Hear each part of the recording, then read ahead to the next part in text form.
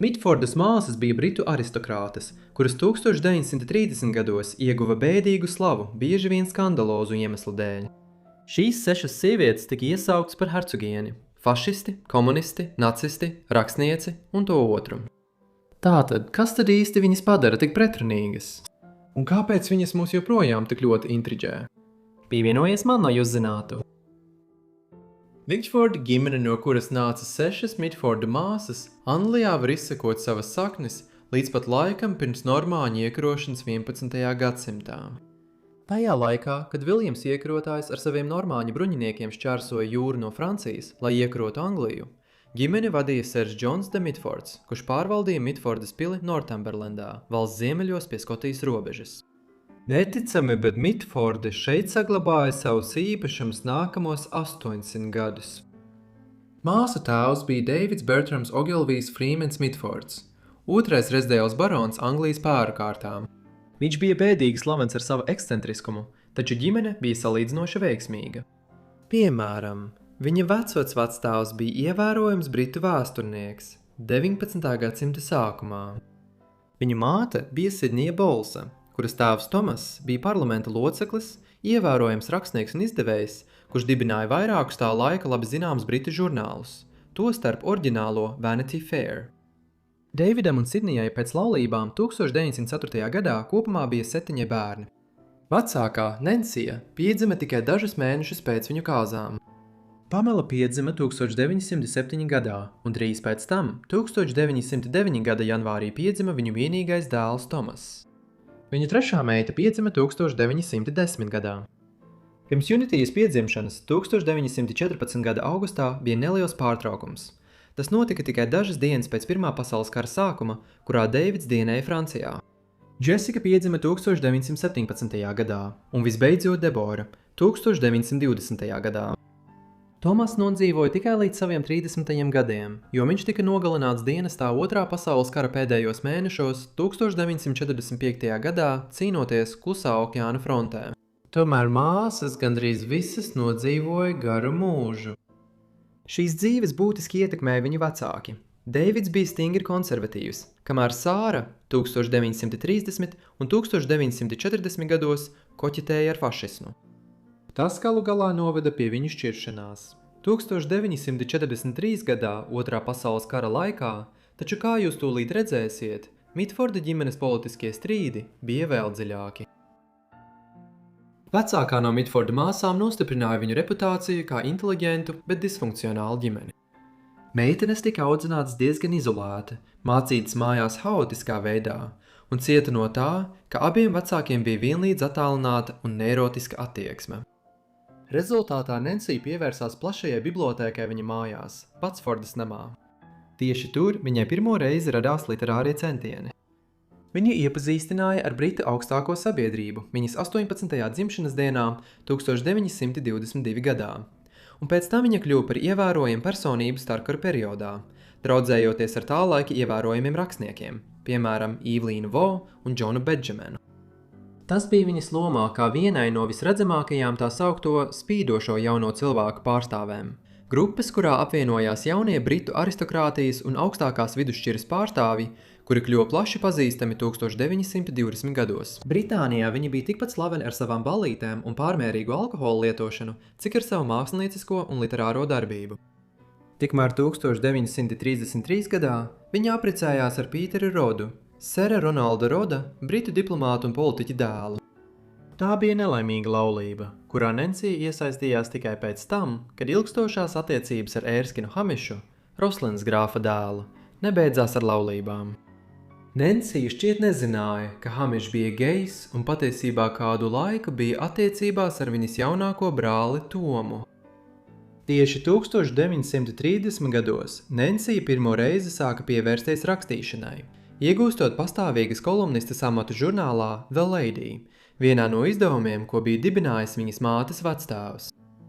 Viņa arī publicēja savu pirmo romānu ar nosaukumu Highland Fling 1931. gadā, kas bija pirmais no 8 romāniem, ko viņa uzrakstīja. Līdz 1930. gadu beigām, lai gan viņas laulība bija neveiksmīga un viņi oficiāli izšķīrās tikai 1957. gadā, viņa un Rods būtībā dzīvoja šķirti jau no 1930. gadu beigām. Otrā pasaules kara laikā Nancy iesaistījās attiecībās ar franču virsnieku, kurš pēc Francijas krišanas nacistu rokās. 1940. gada vasarā bija devies uz Angliju, Gastonu Palevski. Viņi uzsāka kaislīgas attiecības, un ir skaidrs, ka viņš bija viņas dzīves mīlestība. Pēc kara beigām 1945. gadā viņa apmetās kopā Francijā, un tieši tur viņa uzsāka savu literārās karjeras otro nozīmīgo posmu. Šis posms bija kā vēsturniecei. 1950. gados viņa strādāja pie augsti novērtātiem, bet nepublicētiem 18. gadsimta personību biogrāfiskiem pētījumiem. Piemēram, Francijas karalis Luijs 14, Prūsijas Frīdriks Lielais, Madāma Pompadūra un franču apgaismības filozofs Voltērs. Diemžēl viņas attiecības ar Palevski šo gadu laikā neizturēja, un 1960. gados viņa arvien vairāk saslima ar vēzi. Viņa galu galā nomira Parīzē 1973. gadā. Daudzos veidos Pamela dzīvoja vismazāk ievērojamo dzīvi no 6 Mitforda māsām, lai gan, kā jūs redzēsiet, daži no viņas brāļiem un māsām piesaistīja uzmanību pavisam nepareizu iemeslu dēļ. Viņa bija privāta sieviete, kurai patika vienkārša lauku dzīve, un tāpēc viņa pazina kā kluso Mitfordu un aizmirsto māsu. Neskatoties uz to, viņas laulība 1936. gadā ar Deriku Džeksonu, bagātu un cienījamu atomfiziķi, piesaistīja sabiedrības uzmanību. Nemazāk tāpēc, ka Džeksons bija bēdīgs slavens biseksuāls, kurš galu galā apprecējās 6 reizes un iesaistījās virkni romānu. Viņš bija arī nikni pret antisemītismu noskaņots.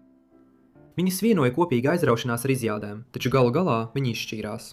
1951. gadā pēc tam Pamela kļuva par tuvu draudzeni itāļu jātniecei vārdā Džudita Tomazīnī. Plaši tiek uzskatīts, ka viņām bija seksuāls attiecības, un pati Pamela bija biseksuāla. Tomēr viņas izšķīrās 1970. gadu sākumā, pēc kā Pamela dzīvoja mierīgu dzīvi Kotvoldā un Londonā. 1994. gadā Pamela nokrita pa stāvām kāpnēm un salauza 2 kaulus kājām. Neskatoties uz operāciju, viņa neatveseļojās un nomira slimnīcā 1994. gada 12. aprīlī, 86 gadu vecumā. Vidējās Mitforda māsas Diāna un Junitija neapšaubāmi bija vispratranīgākās.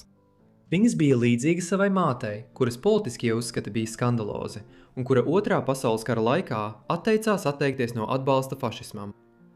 Šī īpašība piemita arī vienīgajam Mitforda dēlam, Tomam, kurš 1920. gadu beigās, viesojoties Berlīnē, bija pievērsies nacismam, un kuru Otrā pasaules kara laikā nosūtīja cīnīties vai nu pret itāļiem vai japāņiem, jo viņš atteicās cīnīties pret vāciešiem. Dianas gadījumā viņas aizraušanās ar fašismu bija ārkārtīgi publiska. Lai gan viņa 1929. gadā, būdama tikai 19 gadus veca, apprecējās ar Brianu Volteru Ginesu, Momenas baronijas mantinieku. Šī pirmā laulība drīz sāka izjukt pēc tam, kad Diana iepazinās ar Osvaldu Mozliju, kurš bija 14 gadus vecāks par viņu. Mozlijs nāca no Britu mazās aristokrātijas, un 1920. gados bija daudzsološa figūra Lielbritānijas politikā, kalpojot kā Lankasteras hercogistes kanclers Remzija Makdonalda leiboristu valdībā no 1929 līdz 1931 gadam. Tomēr pēc tam viņš vīlās tradicionālajā britu politikā, un tāpat kā liela daļa Eiropas, sāka pievērsties radikālākām politiskām ideoloģijām. Pēc Volstrītas kraha un lielās depresijas sākuma Mozlijs 1932. gadā dibināja Britu fašistu savienību. Apmēram šajā laikā viņš un Diāna iepazinās dārza ballītē.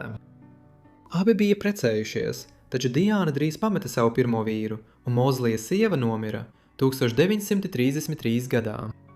Pēc tam viņu attiecības attīstījās pakāpeniski. Viņi apprecējās 1936. gadā Vācijas propagandas ministra Jozefa Gebelsa mājā Berlīnē. Ir vērts atzīmēt, ka ceremonijā piedalījās Adolfs Hitlers. Lai gan Lielbritānijas fašistu savienība 1930. gados ieguva zināmu atbalstu Lielbritānijām, sākoties karam ar Vāciju, 1939. gada septembrī viņi izšķīrās. 1940. gadā, kad Vācija sāka iebrukumu un Rietumeiropas okupāciju, kam sekoja Lielbritānijas bombardēšana, Osvalds un Diāna tika ieslodzīti valdības rīkojuma dēļ. Viņi palika tur līdz 1943. gadam, kad karš jau bija pavērsies pret Vāciju, un tādi cilvēki kā Moslī vairs netika uzskatīti par nopietnu draudu Lielbritānijas iekšējai drošībai. Pēc kara viņu un Osvalds vairs nevarēja dzīvot Lielbritānijā un pārcēlās uz Franciju. Tur Diāna pēc kara izveidoja ievērojamu literāro karjeru, rediģējot žurnālu European, kuram bija profašistiskas noslieces, un kādu laiku rakstīja recenzijas žurnālam The New Statesman. Viņa līdz pat savai nāvei Parīzē 2003. gadā, 93 gadu vecumā, nenožēloja savu fašistisko pagātni. Diānas atbalstu fašismam dalīja arī viņas jaunākā māsa. Unitija piedzima 1914. gadā un pieauga 1930. gadu sākumā, kad Eiropas politiskā ainava kļuva arvien polarizētāka. Viņa dalīja istabu ar savu māsu Džesiku, kura bija viņas ideoloģiskais pretstats. Vienā brīdī viņa pusauģu gados viņas ar krīti novilka līniju pa istabas vidu. Unitija izrotāja savu pusi ar nacistu svastiku un Adolfa Hitlera portretu, bet Džesika piekāra komunistu sirpi un āmuru un Vladimira Ļeņina attēlu. Agrā pieaugušo vecumā Unitija viņas māsa ievilka Lielbritānijas un Vācijas fašismu pasaulē. Diānas attiecības ar Osvaldu Mosliju 1933. gadā, kad viņai bija tikai 19, māsas apmeklēja nacistu partijas sapulci Nirnbergas pilsētā. Pirmo no lielajiem pasākumiem šeit pēc tam, kad nacistu partija bija sagrābusi varu Vācijā. Unitija nākamajā gadā atgriezās Vācijā, lai mācītos valodu skolā Minhenē, taču viņas patiesais mērķis, šķiet, bija satikt Hitleru personīgi, ko viņa arī paveica dažus mēnešus vēlāk. Ir skaidrs, ka viņa centās savaldzināt nacistu diktatoru, kurš bija par 25 gadiem vecāks par viņu. Un visā 1935. un 1936. gadā viņa centās vēl vairāk iegūt viņa labēlību. Šie centieni galu galā izrādījās veltīgi, jo 1930. gadu vidū Hitlera attiecības ar Evu Braunu kļuva nopietnākas, taču Unitija tomēr kļuva par daļu no nacistu vadības iekšējā loka. Līdz 1936. gadam viņas niknais antisemītisms, kas pārsteidza ciktu viņas ģimenes locekļu, piemēram Diānas un Toma uzskatus, bija acīm redzams, un viņu MI5 uzraudzīja viņas aktivitāšu dēļ Vācijā. Kad 1939. gada septembrī izcēlās karš, Hitlers ieteica Unitijai un viņas māsai Diānai, ka viņām būs jāatgriežas mājās uz Lielbritāniju. Unitija bija satriekta un mēģināja izdarīt pašnāvību, iešaujot sev galvā. Hitlers apmaksāja viņas medicīniskos rēķinus, un viņa daļēji atveseļojās. Unitija galu galā atgriezās Anglijā 1940. gada sākumā, lai gan viņas ievainojumi bija izraisījuši smadzeņu bojājumus, no kuriem viņa nekad pilnībā neatveseļojās. Tieši tur norisinājās visintrigējošākā viņa stāsta daļa, jo tiek uzskatīts, ka viņa iestājās dzemdību namā un iespējams drīz pēc tam dzemdēja bērnu, kurš tika nodots adopcijai. Ar šo saistītie ieraksti ir ļoti neskaidri, un tas savukārt gadu desmitiem ir ļāvis spekulācijām pieaugt, ka Unitija bija dzemdējusi Hitlera bērnu, kurš visu 20. gadsimta otro pusi dzīvoja kaut kur Lielbritānijā, iespējams pats nezinot par savu izcelsmi. Tomēr nav konkrētu pierādījumu, kas apstiprinātu šo pieņēmumu, un ja Unitija patiešām dzemdēja bērnu kara laikā, tad visticamāk bērna tēvs bija Johns Andrews, RAF pilots, ar kuru viņai šajā laikā bija īslaicīgas attiecības. Unitijas veselība 1940. gados pasliktinājās, jo turpinājās sarežģījumi, ko izraisīja viņas mēģinājums izdarīt pašnāvību. 1939. gadā viņa nomira 1948. gadā 33 gadu vecumā no meningīta, ko izraisīja smadzeņu pietūkums ap lodi viņas galvā. Lai gan Diāna un Unitija 1930 un 1940 gados atklāti saistījās ar britu un vācu fašistiem, viņu jaunākā māsa Džesika pieņēma ideoloģiski pilnīgi pretējus politiskos uzskatus. Viņa asi reaģēja pret savu konservatīvo un aristokrātisko audzināšanu un nosodīja savu vecāku politiskos uzskatus. Protestējot 19 gadu vecumā, viņa apprecējās ar savu otro brālēnu Esmondu Romiliju, kurš tikko bija atgriezies no dienesta kopā ar komunistiem Spānijas pilsoņu karā. Viņa pavadīja kādu laiku 1930 gadu beigās Ziemeļamerikā, pastāvīgi ciešot naudas trūkumu, neskatoties uz savu izcelsmi.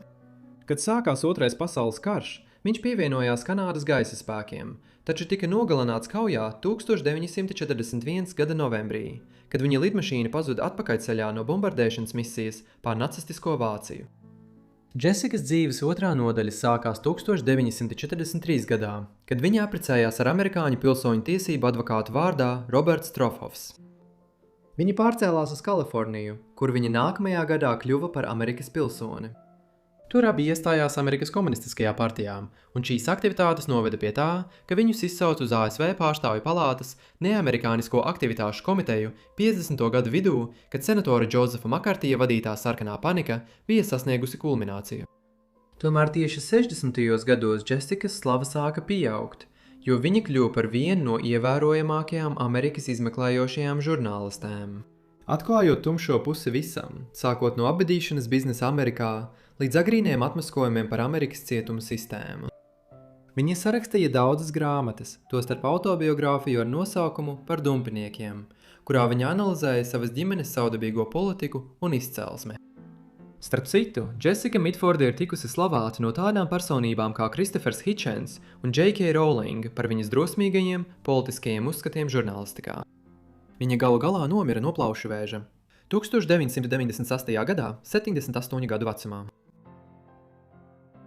Jaunā no Mitforda māsām Debora pati dzīvoja ievērojamu dzīvi, taču atkal tāda, kas iespējams nobāla salīdzinājumā ar dažiem viņas vecāko brāļu un māsu labajiem un sliktajiem darbiem. 1941. gadā Otrā pasaules kara kulminācijā viņa apprecējās ar lordu Andrew Cavendishu, 10. Devona hercoga dēlu, kas pārstāvēja vienu no vecākajām un bagātākajām britu aristokrātijas dzimtām. Un Čatsvortas nama kungi, kas ir viens no Anglijas izcilākajiem mūža īpašumiem Pīkas apgabala vidū. Deboras galvenais slavas iemesls bija nedaudz mazāk pretrunīgs nekā dažiem viņas brāļiem un māsām. Viņa kļuva par Čatsvortas nama publisko seju un uzraudzīja tā attīstību par vienu no Anglijas izcilākajām mūžām ar saviem dārziem un turistu ērtībām. Tajā pašā laikā viņa atbalstīja vairāku mazu ciematu pārbūvi plašās Čatsvortas mūžas nomalē. Viņa sarakstīja vairākas grāmatas par Čatsvortu, tā vēsturi un pašreizējo stāvokli, kā arī vadīja pašas plašās mūžas atjaunošanu. Rezultātā Čatsvortas mūža šodien ir viena no visaugstāk novērtētajām turisma vietām Ziemeļanglijā. Politiski viņa vairāk sliecās Džesikas virzienā, un 1980. gados viņa pat kļuva par kreisi noskaņotās, lai gan neilgi pastāvējušās sociāldemokrātiskās partijas biedri. Kad Debora 2014. gadā 94 gadu vecumā nomira, Mitforda māsu stāsts ar visām tā pretrunām un interesantiem pavērsieniem beidzās 110 gadus pēc Nensijas dzimšanas, 1904. gadā. Liels paldies visiem, ka noskatījāties šo video par Mitforda māsām. Ceru, ka jums tas šita interesants. Katrai no māsām droši vien varētu veltīt atsevišķu video, tāpēc, ja vēlaties padziļinātākus video, noteikti paziņojiet man, un ja jums ir kādi citi ieteikumi, arī tos rakstiet komentāros. Ceru, ka esat abonējuši manu kanālu un ieslēguši paziņojumus, lai saņemtu visas manas video, tik līdz tos augšu pielādēju. Tas arī viss no manis šoreiz. Tiekamies nākamajā aizmirstās dzīves sērijā. Paldies!